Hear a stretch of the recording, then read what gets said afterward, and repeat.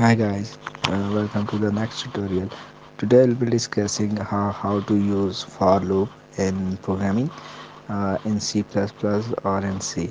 So first of all what we have to do is we'll open code blocks, we'll go to file, we will click new and we'll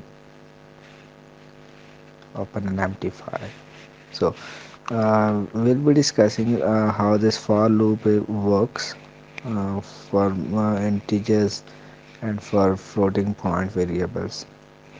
So we'll start with the hash include stdio.h and hash include conio.h. Inside my main function, what I have to do is I have to create a variable of integer type. Let's say I. It's a loop variable, and for is a keyword used for a loop.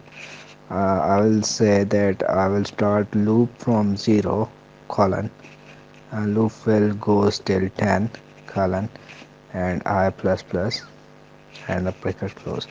So now here I will print the values of loop in each iteration.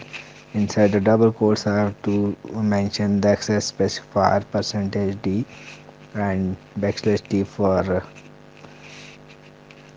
tab distance, and where my values is stored is it is in I variable with the semicolon sign here. Remember that there is no semicolon after the for loop. It's the syntax void. You will not void any semicolon after the for loop whenever the for loop encountered. Now get ch and bracket close. Save the file with Control S and give it a name loop. Now go to build and click on build. So my program is correct. There is no error and no warnings.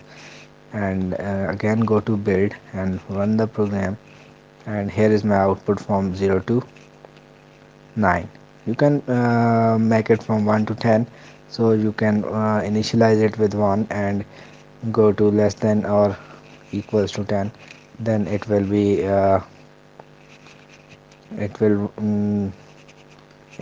run the values from 0 to 10, but you have to start it with not with 0 but with 1.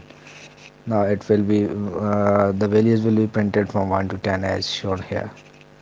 That's all about today's tutorial. Thank you for watching. Do not forget to comment, like and subscribe to our channel Nelson Darwin Tech, and click on the bell icon so that you can get a notification whenever a new video is uploaded. Thank you.